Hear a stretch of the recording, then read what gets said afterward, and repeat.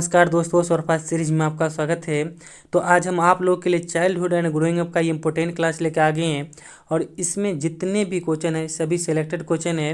और यदि आप लोग रेगुलर मेहनत करेंगे तो आप लोगों को बीएड में जो है 80% से ज़्यादा मार्क लाने से कोई नहीं रोक सकता है। तो चलिए क्लास शुरू करने से पहले बता दें कि जो लोग अभी हमारे चैनल पर नहीं हैं आप हमारे चैनल को सब्सक्राइब कर लीजिए। तो चलिए इस क्लास की शुरुआत करते हैं। तो पहला क्वेश्चन है कि बालक का प्रथम शिक्षक कौन होता है। तो ऑप्शन में माता, पिता, गुरु, कोई नहीं।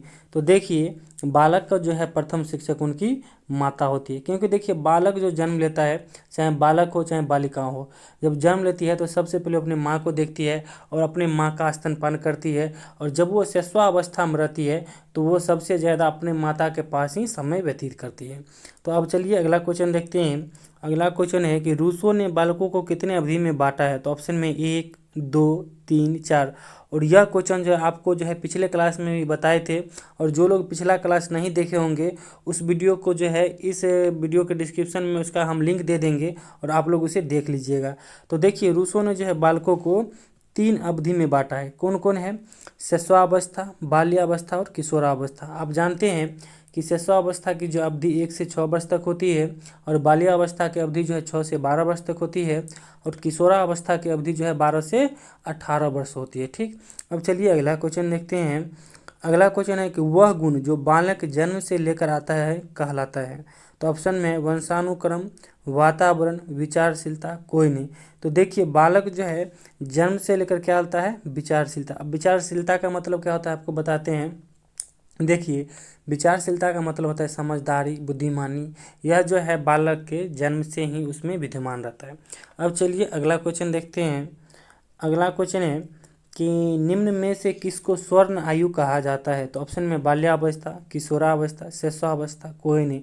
तो देखिए स्वर्ण आयु जो है किशोरावस्था कहा जाता है और किशोरावस्था की अवधि जो होती है 12 से लेकर 18 वर्ष तक होती है। अब देखिए इसको जो है तूफानी अवस्था भी कहते हैं।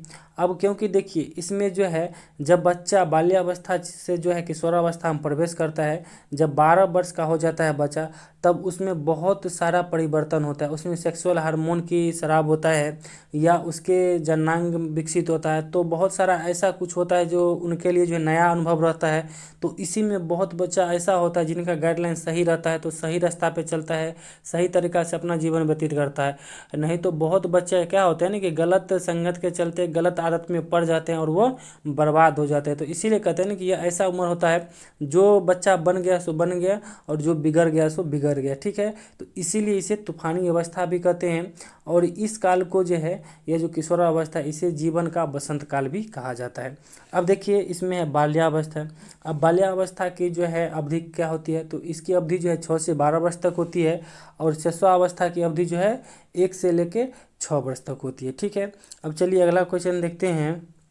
अगला क्वेश्चन है कि बाल्यावस्था का प्रारंभ कब से होता है। तो ऑप्शन में 1 वर्ष, 6 वर्ष, 12 वर्ष, 18 वर्ष। तो देखिए बाल्यावस्था को जो है प्रारंभ 6 वर्ष से होता है। इसका जो है अवधि होता है 6 से लेकर 12 वर्ष तक और शिशुअवस्था की होता है 1 से लेकर 6 वर्ष तक और किशोरावस्था की अवधि होती है 12 से लेकर 18 वर्ष तक। अब चलिए अगला क्वेश्चन देखते हैं। अगला क्वेश्चन है कि किशोरावस्था में बालक के शरीर में हड्डी की संख्या कितनी होती है। तो ऑप्शन में 300, 273, 206, 190। तो देखिए किशोरावस्था में जो है बालक के शरीर में हड्डी की कुल संख्या होती है 206, क्योंकि जब किशोरावस्था 18 वर्ष तक होता है, ठीक है, 12 से लेकर 18 वर्ष तक, तो 18 वर्ष तक जो है पूरा वयस्क हो जाता है लोग और उनके शरीर में 206 हड्डी होता है।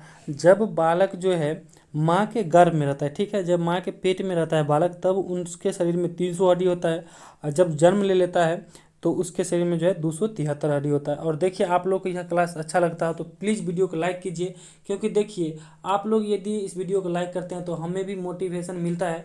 और क्योंकि देखिए क्या होता है ना कि आपकी एक लाइक से जो है यूट्यूब इस वीडियो को जो है लगभग 50 से लेकर 100 आदमी के पास भेज देता है। तो प्लीज़ सपोर्ट कीजिए, क्योंकि आप लोग के लिए हम इतना मेहनत करते हैं तो आप लोग का भी जो है फर्ज बनता है कि इस वीडियो को लाइक कर दे। ठीक है, तो चलिए फिर अगला क्वेश्चन देखते हैं।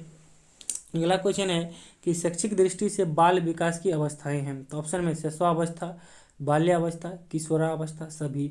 तो देखिए शैक्षिक दृष्टि से यानी जो है सीखने की दृष्टि से तो आपको बताते जीवन का जो है कोई भी उम्र हो, चाहे शिशुअवस्था हो, बाल्यावस्था हो, किशोरावस्था हो, प्रौढ़ावस्था हो, चाहे कोई भी अवस्था है ना, सभी जो है कुछ ना कुछ सीखने के लिए मौका देता है। ठीक है, जब आप मरने लगते हैं तब भी कुछ ना कुछ सीखे जाते हैं, जन्म लेता है बालक तब भी कुछ ना कुछ सीखता है। जब बालक जब समझ लीजिए यानी जो है शिशुअवस्था में रहता है, अगर छोटा बच्चा जाएगा, अगर दिया जानते हैं ना, मोमबत्ती जैसे गांव घर में होता है, लालटेन और दिया होता था, अगर बच्चा जो है वो लाल जो है उसका फ्लेम देख के जाएगा, आग देख के कि यह क्या है, अगर वो उंगली देगा वहाँ पर, तो एक दिन अगर उसको पक जाएगा तो दूसरा दिन से जो है उस आग को नहीं छुएगा, समझ जाएगा, बच्चा समझ जाएगा कि इससे जो है कष्ट होता है। ठीक है, तो यह उसको जो है कुछ नया अनुभव मिलता है, कुछ सीखता है। तो जीवन के सभी चरण में पूरे जीवन भर जो है व्यक्ति कुछ ना कुछ सीखते रहता है। तो इसका सही उत्तर क्या हो जाएगा? सभी, चाहे शिशुअवस्था हो, बाल्यावस्था हो या किशोरावस्था हो, सभी में कुछ ना कुछ बालक जो है सीखता ही है। ठीक है, अब चलिए अगला क्वेश्चन देखते हैं। अगला क्वेश्चन है कि किशोरावस्था संघर्ष, तनाव, तूफान तथा विरोध की अवस्था है, यह कथन है। तो ऑप्शन में स्टेनले, किलपेट्रिक, राइस, टर्मन।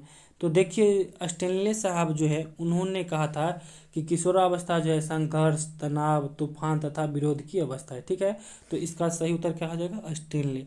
यह जो है शिक्षा मनोवैज्ञानिक थे। अब देखिए किलपेट्रिक जो है इन्होंने कहा था कि किशोरावस्था जो है जीवन का सबसे कठिन अवस्था होता है। ठीक है, अब आपको बताते हैं राइस, इन्होंने जो है बुद्धि लब्धि का आविष्कार किया था। ठीक है, और टर्मन साहब जो है इन्होंने बुद्धि लब्धि का सूत्र दिया था। ठीक, अब अगला क्वेश्चन देखते हैं। अगला क्वेश्चन है कि वह स्थान जहाँ शिक्षक विद्यार्थियों को शिक्षण प्रदान करता है कौन है? तो ऑप्शन में समाज, परिवार, विद्यालय, कोई नहीं। तो देखिए इसका आंसर आप लोग जो है आंख मूंद के क्या मारते? विद्यालय मारते। मगर रुक जाइए, देखिए जब आप लोग ऐसे क्वेश्चन देखते हैं तो थोड़ा संभल के आंसर मारिएगा। ठीक है, क्योंकि देखिए विद्यालय तो है ही, मगर जो है शिक्षक जो है कक्षा कक्ष में, जब कक्षा, क्योंकि विद्यालय में जो है कक्षा कक्ष होता है, क्लासरूम, वहाँ जो है शिक्षा प्रदान करते हैं। ठीक है, तो इसका सही उत्तर क्या हो जाएगा? कोई नहीं। तो आप लोग ध्यान रखिएगा। ठीक है, जैसा ऑप्शन में आएगा उस अनुसार मारिएगा, ये नहीं कि आंख मूंद के आया विद्यालय और मार दिए, इसमें कोई भी नहीं है। तो इसका सही उत्तर क्या हो जाएगा? कोई नहीं, क्योंकि जब पाटलिपुत्रा विश्वविद्यालय में यह क्वेश्चन आया हुआ है और इसका उत्तर जो यूनिवर्सिटी वाले जो है कोई नहीं लिया है। ठीक है ना, अब चलिए अगला क्वेश्चन देखते हैं। अगला क्वेश्चन है कि बुद्धि को मापने के लिए बुद्धि लब्धि का आविष्कार किसने किया था? तो ऑप्शन में राइस, मोरे, टर्मन, स्किनर। तो आपको बताते हैं कि बुद्धि को मापने के लिए बुद्धि लब्धि का आविष्कार जो है राइस ने किया था। आपको ऊपर भी हम बता चुके हैं कि, और देखिए, और बुद्धि लब्धि का जो है सूत्र किसने दिया था? तो टर्मन साहब ने दिया था। और स्किनर साहब जो है इन्होंने जो है अधिगम के बारे में बोले हैं कि व्यवहार से व्यवहार में आए परिवर्तन को जो है अधिगम कहते हैं। अब देखिए व्यवहार से व्यवहार में आए परिवर्तन को क्या होता है? अब देखिए जैसे हम किसी विद्यालय में गए, और जैसे हम जो है गांव के बच्चा हैं, हम पूरा देहाती इलाका के हैं, जब हम पटना में रहने आए थे तो जिस कॉलेज में हम पढ़े थे, ठीक है, तो वहाँ क्या था ना कि जब पटना की कुछ लड़कियाँ थी तो सभी को, जैसे शहर का लड़की सबको क्या होता है ना, लड़का को कि अपने बैचलर में या ये होता है कि तुम से बात करता है, और हम लोग अपने गांव में ऐसा नहीं करते हैं। जो अपने से बड़ा होता है या आप कहते हैं, जो अपने बराबर में भी हमारे मित्र रहते हैं उसको भी हम आप कहते हैं। ठीक है, तो हम लोग जो है तुम ताम करके बात नहीं करते हैं। मगर क्या था ना कि जब हम क्लास करने लगे तो कुछ बच्चों से मुलाकात हुआ, उनको जो बच्चा हमको पहले तुम कहता था और उनको जो है बार बार आप कहे, तो उनमें भी हम देखे कि परिवर्तन आ गया, उन्होंने भी हमें आप कहने लगा। ठीक है, तो हमारे व्यवहार से जो है उनके व्यवहार में परिवर्तन आया। तो यह परिवर्तन जो है किसने कहा था? स्किनर साहब ने कहा था। ठीक है, जब हम आपको टीचिंग एंड लर्निंग में अधिगम बताएंगे उसमें यह फिर से हम आप लोग को बताएंगे। ठीक है, अब चलिए अगला क्वेश्चन देखते हैं। अगला क्वेश्चन है कि प्रतिभाशाली व्यक्ति की बुद्धि लब्धि कितना से अधिक होती है? तो ऑप्शन में 140 से, 100 से, 130 से, 25 से। तो देखिए प्रतिभाशाली व्यक्ति को जो है बुद्धि लब्धि 100 से अधिक होती है, और जो अति प्रतिभाशाली होता है उसकी बुद्धि लब्धि जो है 130 से अधिक होती है, और जो मूर्ख होता है, मूर्ख को जो है 25 से लेकर 40 तक बुद्धि लब्धि होती है। ठीक है, अब चलिए अगला क्वेश्चन देखते हैं। अगला क्वेश्चन है कि किशोरावस्था में कौन सा वर्ष सबसे अधिक तूफानी होता है? तो ऑप्शन में 14 से 16 वर्ष, 13 से 16 वर्ष, 10 से 15 वर्ष, और कोई नहीं। तो देखिए किशोरावस्था का अवधि क्या होता है? तो 12 से लेकर 18 वर्ष तक होता है। ठीक है, तो उसमें सबसे अधिक तूफानी कौन होता है? तो 13 से लेके 16 वर्ष का जो अवधि होता है ना, उम्र, वह जो है सबसे तूफानी होता है। क्योंकि जब उनका 12वां वर्ष होता है तो उनमें बहुत सारा हार्मोन, जैसे सेक्सुअल हार्मोन हो गया, तो ये स्रावित होता है, या उनके जो है शारीरिक गुण में परिवर्तन, जैसे लड़का है या लड़की, तो स्त्रीत्व और जो है और पुरुष का जो है उसमें पता चलने लगता है कि कौन स्त्री है और कौन पुरुष है, उनके जो है शारीरिक बनावट से, ठीक है। तो जब ये 12वां साल क्रॉस करता है, जब 13वां साल आता है, 13 से लेकर 16 वर्ष जो है उनका जो है तूफानी वर्ष होता है, ठीक है। अब चलिए अगला क्वेश्चन देखते हैं। अगला क्वेश्चन है कि किस वर्ष के बीच लड़कियां तेजी से बढ़ती है? तो ऑप्शन में 10 से 12 वर्ष, 12 से 14 वर्ष, 14 से 16 वर्ष और 16 से 18 वर्ष। तो देखिए लड़कियां जो है तेजी से 10 से लेकर 12 वर्ष के बीच बढ़ती है। जब वह जो है बाल्यावस्था से किशोरावस्था में प्रवेश करती है ना, उस समय जो है इनका विकास बहुत तेजी से होता है, ठीक है। अब चलिए अगला क्वेश्चन देखते हैं। अगला क्वेश्चन है कि शिक्षक का बर्ताव कैसा होना चाहिए? तो ऑप्शन में पक्षपाती, आदर्शवादी, हमेशा पीटने वाला और सिर्फ हंसाने वाला। तो देखिए यह जो 14 नंबर क्वेश्चन है आप लोग के लिए हम छोड़ते हैं, क्योंकि आप लोग जो है बीएड का परीक्षा देने के लिए जा रहे हैं और आगे जाके शिक्षक बनेंगे, तो इतना तो जरूर आप लोग के पास कॉमन सेंस होना चाहिए कि इसका सही उत्तर क्या होगा। और आप जितने भी विद्यार्थी देख रहे हैं, जितने भी स्टूडेंट देख रहे हैं इस क्लास को, आप लोग कमेंट में बताइएगा कि 14 नंबर का सही आंसर क्या होगा, ठीक है। और आपके कमेंट का हमें इंतजार रहेगा, ठीक।